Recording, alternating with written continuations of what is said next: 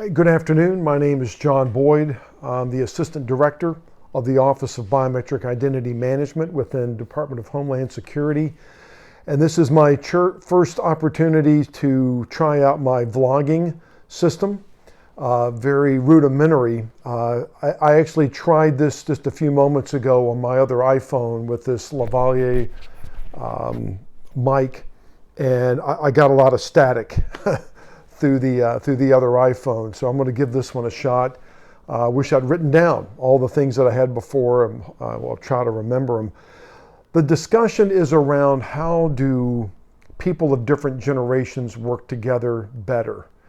And I would submit that you need to follow Stephen Covey's 7 Habits of Highly Effective People. The second one, as I recall, is begin with the end in mind. So when you bring people of different generations or even the same generation together, whether as a team or individuals, you need to ask yourself, what problem are we trying to solve? Because you'll find that in that discussion, there may be a real disagreement on what is the problem. Is there a problem at all? It's not a problem.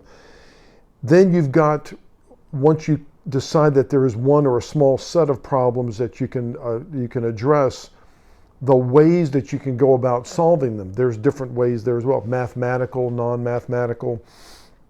And then for the solutions, you may end up not with one obvious solution. It may be 6, maybe 4, in which case you've got to go through the prioritization of what those solutions are and then bring it to the person who's making the decision, someone with the funding who can implement the change and make the recommendation. Here's 3 really good recommendations.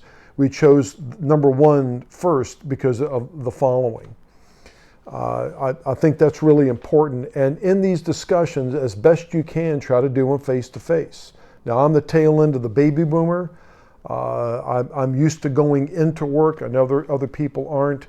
My point is, depending on the challenge, it's difficult to have that rich and full discussion over the phone with people talking over one another.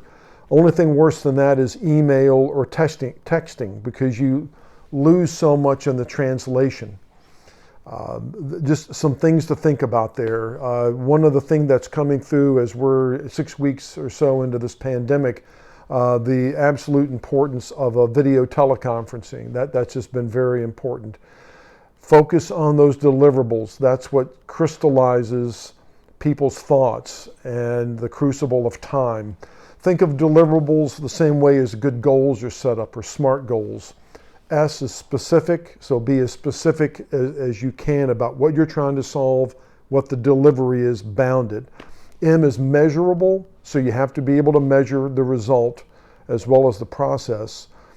A is achievable, so can you do it with the resources at hand to even come up with what that solution is? Do you have the data to be able to have that discussion?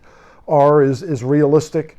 So are you trying to figuratively figure parts of world hunger when you need to be with the team that you've got looking at a smaller subset of what the problem is? And the last one is time, and that really is the crucible, because you may say we need 2 weeks when you're given 2 days or even 2 hours. I've been there, and you come up with the answer and then you caveat it at the end. But it's driving toward those deliverables and people understanding why we're even looking at the problem brings people together across the different generations. Just some thoughts. Again, John Boyd with the Department of Homeland Security.